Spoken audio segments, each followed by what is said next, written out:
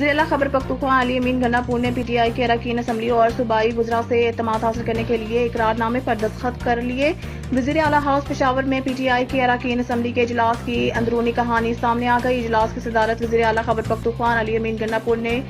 ذرائع کے مطابق اجلاس میں پی ٹی آئی کے 70 سے زیادہ اراکین قومی صوبائی اسمبلی نے شرکت کی، جبکہ اراکین اسمبلی عاطف خان، جنید اکبر، شکیل خان اور شہرام ترکئی اجلاس میں شریک نہیں تھے۔ ذرائع کا بتانا ہے کہ اجلاس میں ملک کی سیاسی اور صوبہ کی انتظامی صورتحال پر غور کیا گیا۔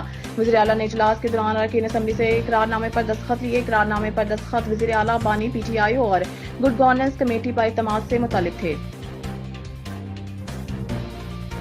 پاکستان نے بھارت کے وزیر اعظم نریندر مودی کو شنگھائی تعاون تنظیم کے اجلاس میں شرکت کے لیے پاکستان آنے کی دعوت دے دی۔ بھارت کی جانب سے اس دعوت نامے پر فیصلہ تحال نہیں کیا گیا۔ شنگھائی تعاون تنظیم کی میٹنگ اس سال 15 سے 16 اکتوبر کو اسلام آباد میں منعقد ہوگی۔ شنگھائی تعاون تنظیم کے سربراہان حکومت کی کونسل کی چیئرمین شپ اس بار پاکستان کے پاس ہے۔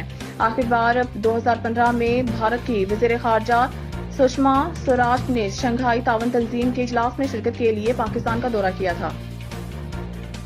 پاکستان تحریک انصاف کے اندرونی اختلافات کے خاتمہ کے لیے کمیٹی تشکیل دے دی گئی ہے۔ ذرائع کے مطابق پی ٹی آئی میں اندرونی اختلافات کے خاتمہ کے لیے سابق صدر عارف علوی کی صدارت میں کمیٹی تشکیل دے دی گئی ہے۔ ذرائع کا کہنا ہے کہ عارف علوی اختلافات رکھنے والے پارٹی رہنماؤں سے ملاقات کریں گے اور ان کے تحفظات سنیں گے۔ ذرائع کا بتانا ہے کہ عارف علوی کی سربراہی میں تشکیل دی گئی کمیٹی ایک ہفتے میں پی ٹی آئی کے اندرونی اختلافات کے خاتمہ کے لیے اپنی تجویز دے گی۔ یاد رہے کہ گزشتہ دنوں P T I Khyber Pakhtunkhwa میں سابق صوبائی وزیر شکیل خان کو وزارت سے ہٹانے کے معاملے پر پارٹی میں شدید اختلافات سامنے آئے تھے۔